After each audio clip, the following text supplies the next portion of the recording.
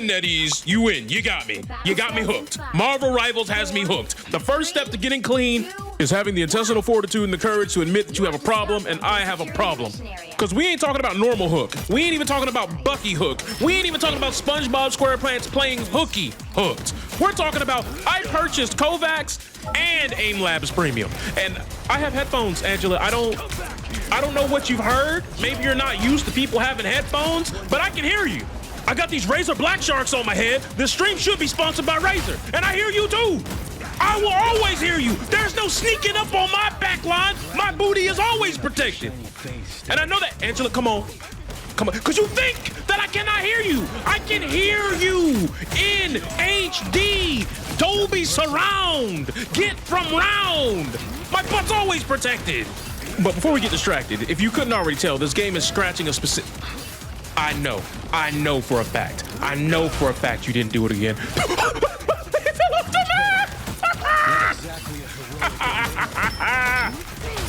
But yeah, this game is scratching a very specific niche. It's scratching an itch right behind the ear, right in the good spot, right when you close your eyes and your eyes start to roll back, and right before you start convulsing, you experience nirvana.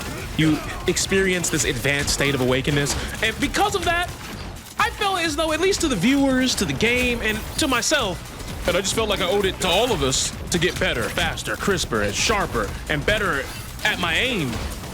Because I'm trying to cook. I'm trying to show y'all that I'm Michelin chef level out here. I'm trying to show y'all that I know how to bring the pain. And I'll be the first to tell you, my experience with these aim trainers has taught me a lot over the past 72 hours, because I'm here to tell you, I didn't realize I had an over-prediction problem. And had it not been for AIM Labs Premium talking about that, I would have never even thought that that was even an issue that I even had to look out for. Because apparently, and from what the aim trainer showed, there will be times where the bot's going to the right, and I would just assume in my brain it's gonna go left now. And then I would preemptively move to the left while it's still going right, and then I have to re-overcorrect my aim back to the bot. And then as I was correcting back to the bot, it then switched left, which then completely threw me off. And looking back at a few of my VODs, that's just something that I do in this game. It's something I did in Overwatch. And it's not that, like, I have a tough time getting my cursor. There's no way you're doing this again. 2-for-1 special, boys! But yeah, like... Maximum! Do you not learn? Are you incapable of learning? Everybody send these clips to your nearest Razer social media platform and spam them with, you should sponsor this guy because he uses your headphones to hear the opponents and have a statistical advantage in the game. But back on the topic of aim, I think the best way to explain it was I was genuinely overthinking the aim and trying to be predictive and having the foresight on what somebody might do instead of just believing what is on my screen and then clicking that. And that's a whole muscle memory fight that I'm having to have here. And it sounds stupid when you say it, but I'm sure there's someone out there who's like, oh my God, I do that.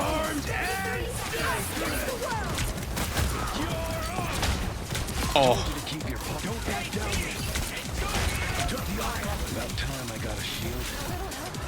Also, are the surfers buns right now? Because I feel like there's shots that should hit that aren't hitting. And then there's some shots where I'm like, I missed. Like, I pulled in the Moon Knight earlier, and then I messed up the combo because I was like, oh, my hook missed. So I was just going to move on. And then he came towards me, and it felt like a second after. It was weird. But all right, good first round. So as far as the aim trainers themselves are concerned, they're not going to fix your aim overnight. You're not going to go from plastic 2 to plat 2 overnight and then go from plat 2 to grandmaster aim in a week. That's just not what these things are designed to do. Boom! Nice. Okay. Locked in.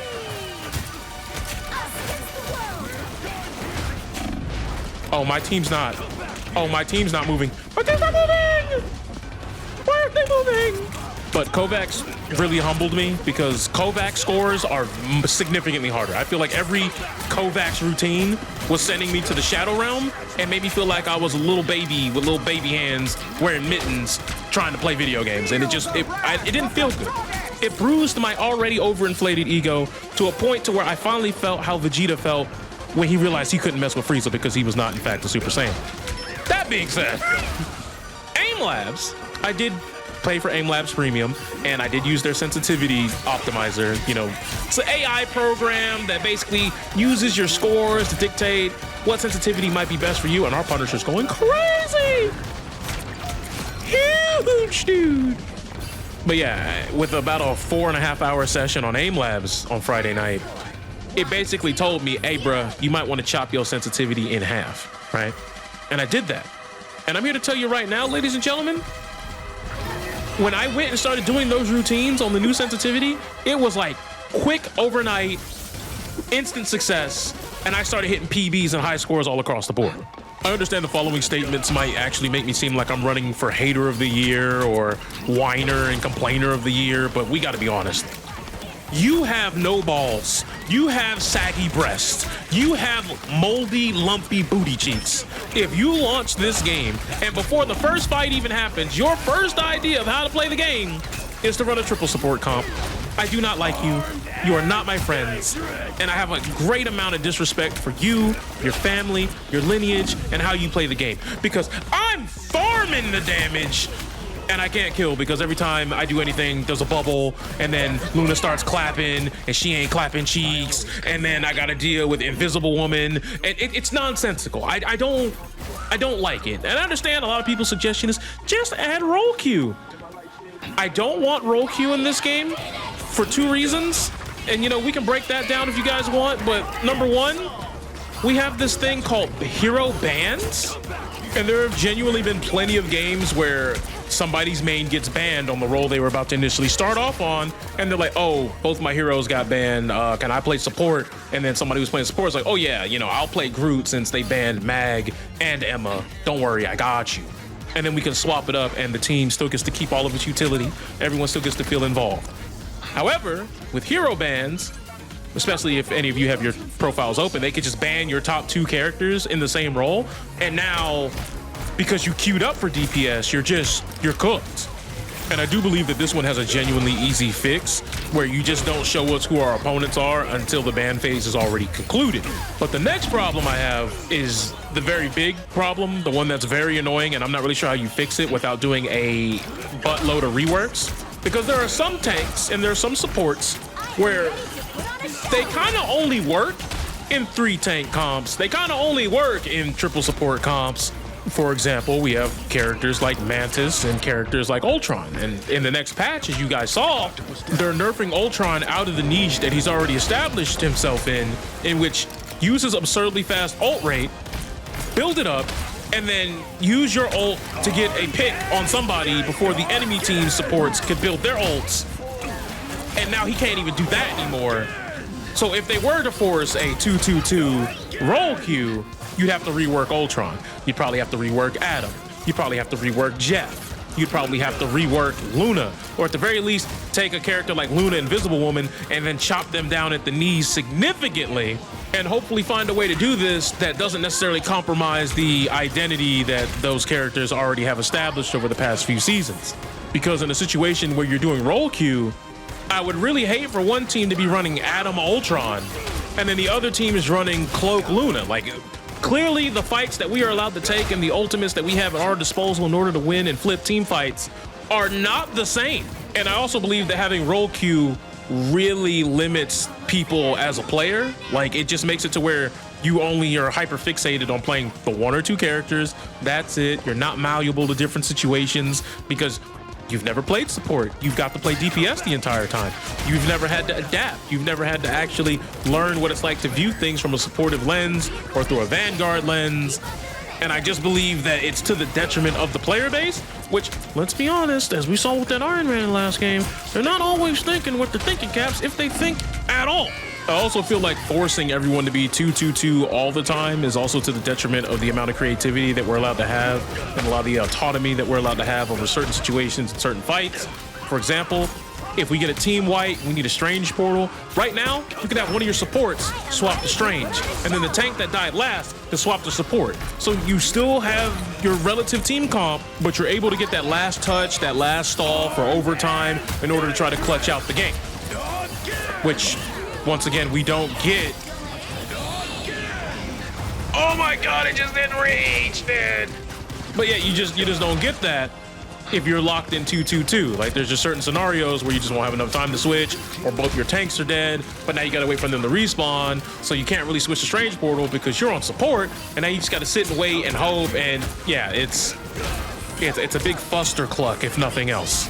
Also, in a 2-2-2 environment, you got characters that are tank busters like Wolverine who are gonna be like, oh, you have to run 2 tanks? Which means you have to deal with me running around? Now they're getting cooked, and now he's getting disproportionate value as opposed to when you run 1-2-3 or 1-3-2 comps. There are just certain characters that you would have to look at and go, do we really want this here? Because if triple tank ever became necessarily the most viable and the most optimal way to play, you got characters like Fantastic, who, yes, he is a duelist, but he basically has the same function as a Vanguard, especially with the buff they're giving him with the stun next season. So technically, they're playing triple tank, but they're not. Or if you're someone who locks Vanguard and you want to play Angela, if your other tank doesn't play something that necessarily facilitates Angela's game plan, y'all are basically throwing and are at an extreme disadvantage, as opposed to being able to have multiple people be flexible in multiple roles. It's like, sure, you can play Angela, but there's a significantly higher chance when 5 other people can be like, oh, you're playing Angela, I can play a tank that actually has synergy with that, as opposed to only one person who's like, oh, I'm a group main, that's it, that's all I do, I group, that's it. And given the whole team up system that we have in this game, which I think is a great idea, even though some of their implementations are a little bit iffy to say the least, but in 2-2-2, a lot of these team ups will be very limited on the strategies that you can implement, because already looking at season 4.5, there might be a triple DPS comp where you have Hela, Namor, and Blade, and they just stack the anti-heal effects on you while Hela finishes people off. But in 2-2-2, that'll be something that we never actually see due to the fact that you can only have 2 DPS. I mean, I'm genuinely curious. Am I cooking here, or am I off my rocker? Because I think I'm cooking a little bit. Oh my God, now, of course, as soon as I say I'm cooking, my aim goes to dog doo-doo water. Great job, me. Never mind, we're back. Never mind, we're back. We've never been more back. Never mind, we're gone again. We're on vacation. Never mind, we're back. We're back. We never went anywhere. Sponsored by Razer, by the way. Not really, but you guys should definitely make sure that's true by the end of this video. My mouse is also the Viper V3 Pro, by the way. Shout out to Razer, by the way. Should definitely look into me, by the way. Also, can I be honest with you guys? Am I the only one who hates this? Oh my God. Oh my God, that was 10 million IQ. Did you see how I sucked the health pack away from them?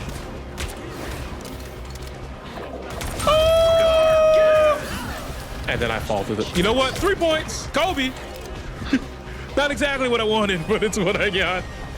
Right in the hole. But I'll be the first to tell you, I genuinely hate this map. Okay, am I the only one who hates this map? Because this map reminds me of a map that I despised and I loathed for years. For years in Overwatch. Overwatch 1. Hanamura. You're forced to go to this one choke. Don't do me like this, man. And you're stuck at the gate. Don't do this to me, man. I was mashing. I mashed. Oh, get cooked. Get cooked. Oh, God. Okay, I have got to learn how to tell my white women apart, because I definitely thought I was hooking a support, and then it was big thunder thigh Emma in my face, and this is not good. This is not good. I'm dead. Well played. No. Oh my! I waited too long. I waited too long. If I would have just pulled the trigger as soon as he was 1, thing doesn't get out of there, that's on me. That's my fault. I do think one thing that is a crying shame about this game, though, is the perception of just how much complaining actually does well with the YouTube algorithm. Like, a lot of people who I'm seeing making videos about Marvel Rivals, they don't even make videos about them enjoying the game or playing Marvel Rivals. It's just, game sucks, devs don't know what they're talking about, they're dumb, they're stupid, low IQ dev team, worst community NA, game's not fun, game's miserable, Overwatch is somehow better, but it's also worse. Or let's not play the game at all and just talk about how matchmaking is gonna be the end of all of us, and making that the cornerstone of their Marvel Rivals content. Like, I'm not saying don't talk about the negatives, because there's definitely some negatives, and I'm glad that the community does have the intestinal fortitude to look in the mirror and say these things need to be addressed, and we're not just gonna sit here and be a bunch of shills. That's fine. But some of these people, it's like their entire brand is just, how do we rage bait? How do we make people try to hate the game? How do we put as much vitriol into the air and into the zeitgeist of Marvel Rivals as possible? And it's like, are you guys not sick of this? And listen, I know some people have the ability to just hear what they want to hear. So I want to be very clear. I'm not talking about people who are making criticisms and hoping to make their favorite game an even better experience for not just themselves, but for newer players coming down the pipeline, and for returning players and the people who never gave up and are still in the trenches to this day. I'm not talking about those. I'm talking about the people who make videos where it just seems as though they want to make sure that you know that this game is terrible and that they hate playing this game, but they're still going to log hours into this game just because they're good at the game, and that sunken cost fallacy is going to keep them in this hellacious prison for the rest of their days, because all they have left in their system is hate for Marvel Rivals. Because there are a lot of people who seem like their entire channels is just up with Bubbles, down with Marvel. And trust me, many of you who've been following me for a while on various different social media platforms, y'all know the minute a game is no longer fun to me, I will drop it. I will not make videos for it because I will not be playing it. I will tell you why I'm dropping it, sure, but at that point, I'm going to move on to greener pastures where I'm having fun, and we are not. As a team, we're winning, but we're not winning. And y'all know, y'all have seen it on this channel firsthand. It didn't matter if it was Overwatch, Yu-Gi-Oh! Master Duel, Apex Legends, Mortal Kombat 1, Multiverses, DNF Duel, Fall Guys, Guilty Gear Strive, Street Fighter 6. The moment I felt as though the developers were taking the game in a route that I didn't really find myself enjoying, or the game was just becoming stale to me and I just didn't enjoy playing it anymore because I've already gotten my X amount of hours, my fun, my zen out of the experience, and I was done with it. I was done with it. I didn't need to make 637 following videos telling you how dog water the game is, how boring the game is, how bad the meta has gotten, how decrepit it is, and how I find no more enjoyment in it, even though it's the only game that I make content for, and I yell and I scream and I yell at clouds. That's not what I want to do. If I'm not having fun, not only can you guys not tell, but I think we're all just wasting our time. Like, if you hate the game, why are you still here? There are an infinite amount of games coming out. Indie, AAA, AA, Booty A, and Ruby Tuesdays. Like, you got plenty of options, and there is something out there for everybody. So I don't think you need to be sitting there spinning your wheels. Okay, I wanted that kill so bad. Oh! Yo, shout out to Kovac, shout out to Aim Labs. That was for y'all. Yep, that was for y'all. Yep. Yes, sir. Yes, ma'am. And they don't even get a touch. That's... How am I not ace? I'm being robbed in broad daylight.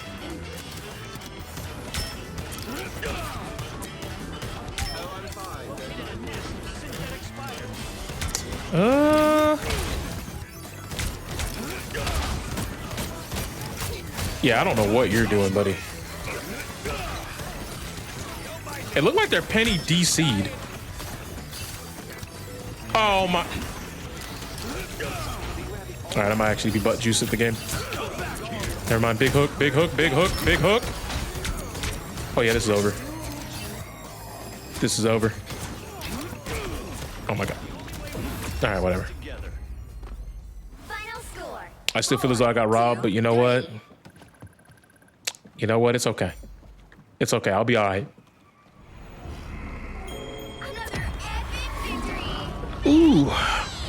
Got a final blow for every letter in the alphabet. Let's go, dude. But yeah, as always, if you liked the video, go ahead and drop a subscription, and I'll see you guys on the next one. But yeah, I might make a full comprehensive aim labs video soon.